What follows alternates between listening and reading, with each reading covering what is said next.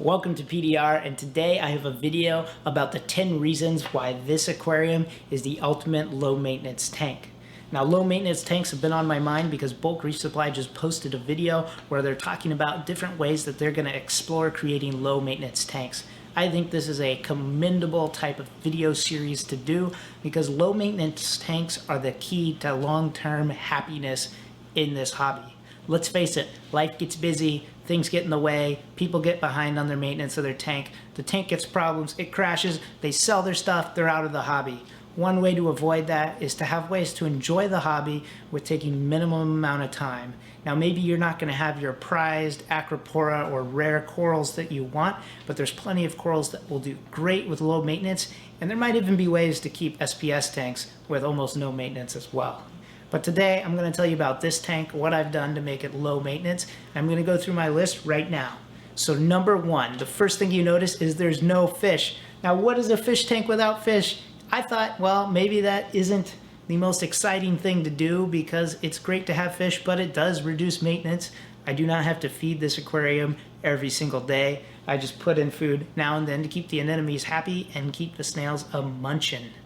Now, I might add a fish in the future, but right now he's in quarantine. But no fish or limited fish, 1 or 2 fish, maybe a beautiful pair of clownfish would be great in this tank to keep it low maintenance. The other upside of clownfish is they're very, very durable fish, so they'll have no problem surviving and thriving in a low maintenance system. Now, the second thing that makes this a low maintenance system is I have a very good and robust cleanup crew. This includes lots and lots of snails, mostly banded trochus snails, but a few others as well. How do I keep lots of snails in this without having to replenish this? Well, this is the third reason why this is the ultimate low maintenance system. I have no hermit crabs. Let's face it, hermit crabs need shells, they get greedy, they want to upgrade to a nicer digs, and they just slaughter helpless snails like crazy when they get bigger to get those shells. Not having hermit crabs in the first place avoids it, and I've had no problem with algae with my current setup of my cleanup crew. So avoiding hermit crabs is number 3. Now number 4, choose corals that take less maintenance. This tank is basically a zoanthid dominant tank. I have some anemones, I have a couple hard corals, but mostly zoanthids and some soft corals like these toadstools here. Now this lowers my maintenance a lot. There's less to worry about, and I just keep the water flowing to keep them happy and healthy. Now the 5th reason why this is the ultimate low maintenance system is I don't do anything to maintain calcium and alkalinity other than routine water changes. I'm able to do this because I don't have anything in this tank that rapidly consumes calcium and alkalinity, and the tank is small enough that when I do my water changes, I can do a significant enough water change to make sure that the parameters are reset. Now the 6th reason I think this is the ultimate low nutrient system, the ultimate low maintenance system, is I don't have a sump or refugium. It's just built in the back. This is an innovative marine Nuvo Fusion 20-gallon aquarium. There's no sump. Why do I think this lowers maintenance? Well, messing around with the sump, all the equipment you put in it, skimmers and things, while it's great at lowering nutrients for your tank, it increases your maintenance load. So you spend time messing around there, you spend time repairing and dialing in your skimmer, and if time is more valuable than reducing nutrients, eliminating that helps keep it a low maintenance system. The next thing, number 7, is I have simple lights. Lights are another thing that takes a lot of time when you're building your aquarium, you're dialing them in.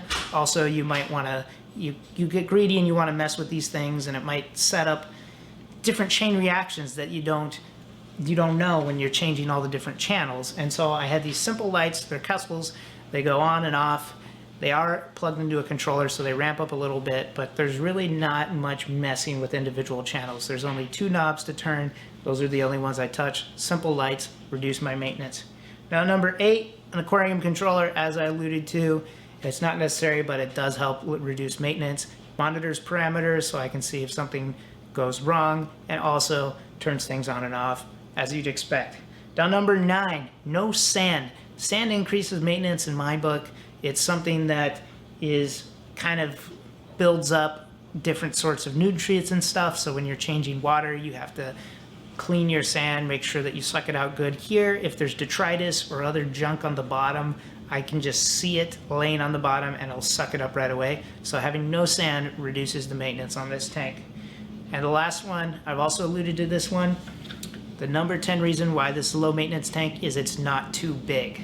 Now this is contrary to popular belief because a lot of people say, get a 120 gallon, it's a very stable system, there's not a lot of work to keep track of, and yeah, maybe 120 or a little bit lower than that. I mean, that is a good size for an aquarium, but one of my problems with that, and I've been experiencing this with my much larger tank, my Red Sea Reefer 650 Peninsula aquarium, is the bigger it gets, the more you have to be on top of things because you just simply can't do a big enough water change to reset parameters. Whereas I have to do significantly less monitoring of parameters on a small tank that I can do consistent water changes that are a decent volume of the tank. So not going too big, in my mind, helps make this the ultimate low maintenance tank. So let me know what you think. I'm gonna do a challenge. I'm gonna try to let this tank run by itself for 1 year. Okay, not quite 1 year, but it's December 1st, so 1 month from now, it'll be 2018. And I'm gonna let it run by itself. I'll let you know if I cheat and refill the auto top off because I'm still not sure how long that's gonna last. Oh, I should have added that. Number 11, auto top off. Very important. I'll lump that in within controller, but that reduces your main slot. Anyway, I'm gonna let it run for a month. We'll see what happens and I'll keep you updated. So if you wanna know what this looks like in a month, and I'll do 4 weekly updates on that, subscribe to my channel, hit the little bell button so you actually get the notification on your computer, whatever you use, and that's it. So thanks for watching. Let me know in the comments if you think there's ways I can make this even more low maintenance, and have a great time and happy December.